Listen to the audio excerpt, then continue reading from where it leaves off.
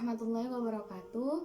Perkenalkan, saya adalah Uyunul Husnia dengan NIM 4011901, jurusan Ekonomi Syariah kelas A.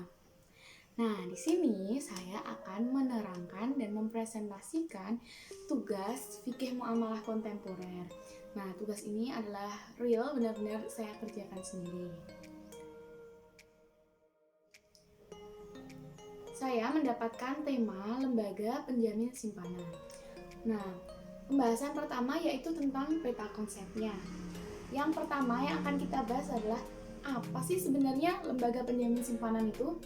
Nah, berdasarkan pengertiannya, lembaga penjamin simpanan atau biasa disebut dengan LPS itu adalah sebuah lembaga yang independen yang dibentuk oleh pemerintah berdasarkan Undang-Undang Republik Indonesia Nomor 24 tentang Lembaga Penjamin Simpanan yang ditetapkan pada 22 September 2004. Penetapan pembentukan lembaga ini memiliki tujuan, yaitu untuk menumbuhkan rasa kepercayaan masyarakat terhadap dunia perbankan. Nah, setelah terjadinya krisis moneter. Jadi, krisis moneter itu terjadi pada tahun 98. Nah, ditandai dengan adanya likuidasi 16 bank yang mengakibatkan menurunnya tingkat kepercayaan masyarakat terhadap dunia perbankan. Untuk mengatasi krisis yang terjadi tersebut, pemerintah mengeluarkan beberapa kebijakan, di antaranya memberikan jaminan atas seluruh kewajiban pembayaran bank, termasuk simpanan masyarakat.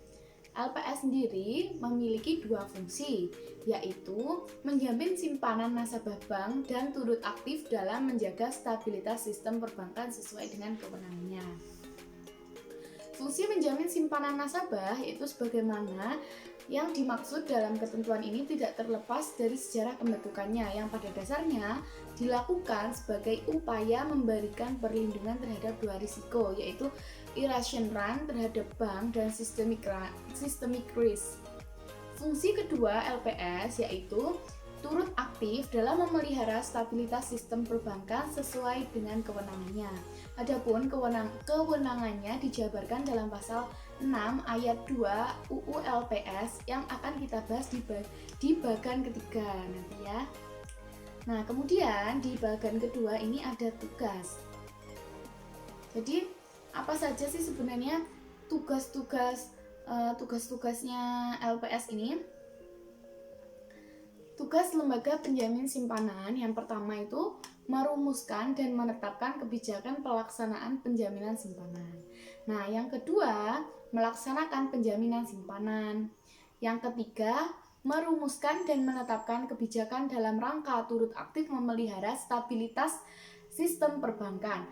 Yang keempat, yaitu merumuskan, menetapkan, dan melaksanakan kebijakan penyelesaian bank gagal yang tidak berdampak sistemik. Yang nomor 5 yaitu melaksanakan penanganan bank gagal yang berdampak sistemik. Menurut Andrian dan Brunner, risiko sistemik ini dinyatakan sebagai suatu kemungkinan apabila suatu institusi mengalami distress. Hal ini dapat memicu institusi lain dalam industri perbankan menjadi distress, sehingga dapat menyebabkan bank run dan runtuhnya sistem keuangan perbankan. Dalam hal ini, financial distress merupakan kondisi di mana perusahaan tidak mampu untuk memenuhi obligasi perusahaan. Nah, apabila terjadi dalam skala besar pada sistem perbankan suatu negara, ini bisa atau dapat menyebabkan krisis moneter yang berpotensi menjadi krisis ekonomi. Seperti itu. Nah, ini dia di bagian ketiga kita membahas tentang wewenang lembaga penjaminan simpanan. Nah, itu wewenangnya apa aja sih? Sebenarnya itu ada 9. Yang pertama itu menetapkan dan memungut premi pinjaman. Premi penjaminan. Nah, yang kedua yaitu menetapkan dan memungut kontribusi pada saat bank pertama kali menjadi peserta. Yang ketiga, melakukan pengelolaan kekayaan dan kewajiban LPS yaitu. Terus nomor 4, mendapatkan data simpanan nasabah, data kesehatan bank, laporan keuangan bank, dan laporan hasil pemeriksaan bank sepanjang tidak melanggar kerahasiaan bank. Kemudian yang kelima, melakukan rekonsiliasi, verifikasi, dan atau konfirmasi atas data tersebut pada angka, menetapkan syarat, tata cara, dan ketentuan pembayaran klaim. Yang ketujuh, menunjuk atau menguasakan dan atau menugaskan pihak lain untuk bertindak bagi kepentingan dan atau atas nama LPS guna melaksanakan sebagian tugas tertentu. Yang kedelapan yaitu melakukan penyuluhan kepada bank dan masyarakat tentang penjaminan simpanan. Yang kesembilan, menjatuhkan sanksi administrasi. Nah, di bagian yang keempat ini cara kerja. Jadi gimana sih cara kerja LPS itu? Nah, jika bank gagal, maka akan diselamatkan oleh LPS. Nah, ini penyelamatan bank ini sebagai bentuk upaya LPS gitu. Jadi kalau banknya gagal tapi belum dinyatakan belum dilikuidasi, itu masih bisa diselamatkan. Tapi LPS itu masih menimbang terlebih dahulu ini bisa diselamatkan atau tidak, seperti itu. Nah, jika tidak bisa diselamatkan, maka bank akan dilikuidasi. Setelah itu nasabah bisa mengajukan klaim simpanan. Jadi nasabah merasa aman kayak gitu, walaupun banknya ini sudah dilikuidasi tapi dananya atau uangnya yang disimpan di bank tersebut tetap aman. Kemudian pembahasan yang selanjutnya yaitu kritik terhadap UU atau aturan LPS.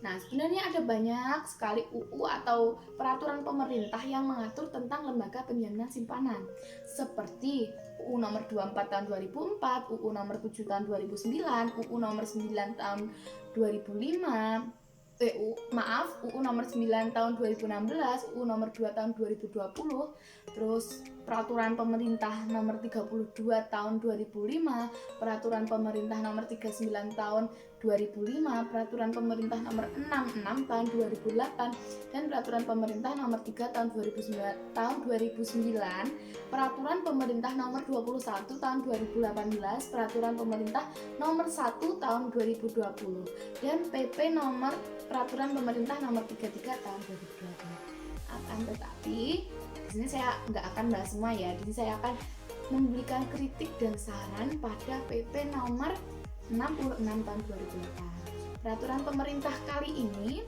mengatur mengenai perubahan besaran nilai simpan yang dijamin oleh LPS. Yang semula ditetapkan paling banyak itu 100 juta. Nah, berdasarkan PP ini diubah menjadi paling banyak 2 miliar. Nah, besar sekali ya. Menurut saya ini tuh bagus karena dapat menaikkan tingkat kepercayaan dan rasa aman masyarakat terhadap perbankan. Akan tetapi, masyarakat yang memiliki uang lebih besar dari besaran nilai yang dijamin oleh LPS dapat merasa kurang aman. Misalnya, saya memiliki uang 4 miliar, amin, diaminkan saja ya. Nah, itu saya kalau menyimpan di satu bank, misalnya di bank BRI, terus tiba-tiba banknya bangkrut atau dilikuidasi, itu kan saya cuma dapat klaim pembayaran 2 miliar seperti itu. Jadi masyarakat atau nasabah itu dapat merasa kurang aman kalau yang punya uang lebih dari itu. Nah, saran saya untuk LPS dan pemerintah agar menaikkan nilai simpanan yang dijamin. Dan saran saya untuk nasabah, untuk masyarakat, agar tidak menaruh uangnya lebih dari yang dijamin oleh LPS di satu bank. Jadi misalnya saya punya uang 4 miliar, ya jangan ditaruh di satu bank yang sama. Soalnya yang paling banyak klaim yang dicairkan oleh LPS itu 2 miliar seperti itu. Pembahasan yang selanjutnya yaitu pandangan ulama atau tokoh terhadap lembaga penjamin simpanan. Sebenarnya perbankan memiliki lembaga penjamin simpanan LPS bagaimana Undang-Undang RI nomor 24 tahun 2004. Lembaga perbankan merupakan lembaga yang sangat tergantung kepada kepercayaan dari masyarakat. Oleh karena itu, tanpa adanya kepercayaan dari masyarakat, tentu suatu bank tidak akan mampu menjalankan kegiatan usahanya dengan baik.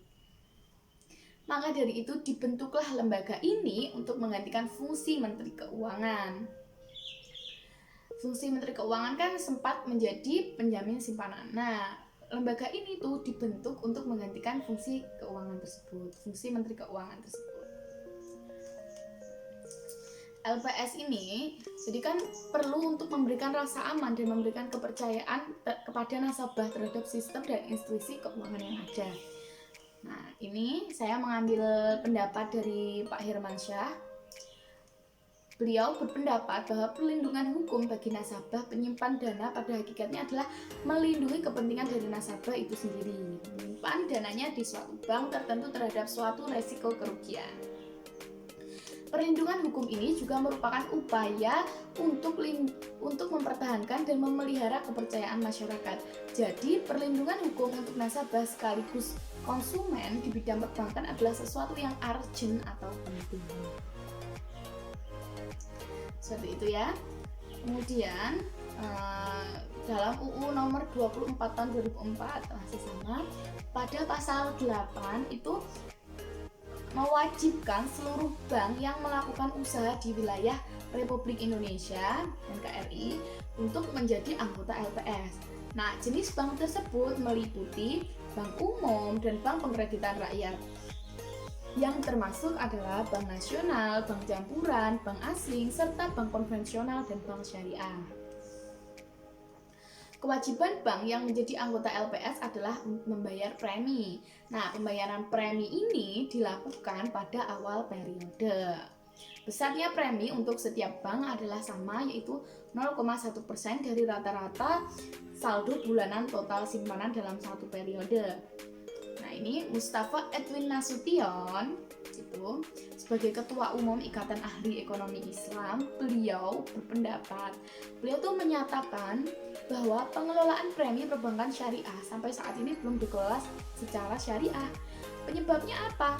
Karena LPS sendiri belum mempunyai skema syariah sebagai pembeda skema penjaminan dana masyarakat yang berbasis syariah. Nah, pendapat beliau ini, pendapatnya Pak Nasution, Pak siapa tadi? Pak Mustafa Edwin Nasution ini didukung oleh Asosiasi Perbankan Syariah Indonesia atau yang biasa disebut dengan ASBISindo. Nah, itu pihak ASBISindo ini mendukung pendapatnya Pak Mustafa Edwin. Nah, Asosiasi Perbankan Syariah ini meminta agar penjaminan nasabah bank syariah melalui LPS dilaksanakan sesuai dengan prinsip syariah. Jadi, sekian presentasi dari saya. Kurang lebihnya mohon maaf. Jika ada yang ditanyakan, silakan kita berdiskusi bersama. Saya akan memberikan sedikit rangkuman tentang apa yang sudah kita bahas kali ini. Intinya adalah LPS itu adalah lembaga penjamin simpanan yang independen bentukan pemerintah berdasarkan UU nomor 24 tahun 2004. Nah, seperti itu.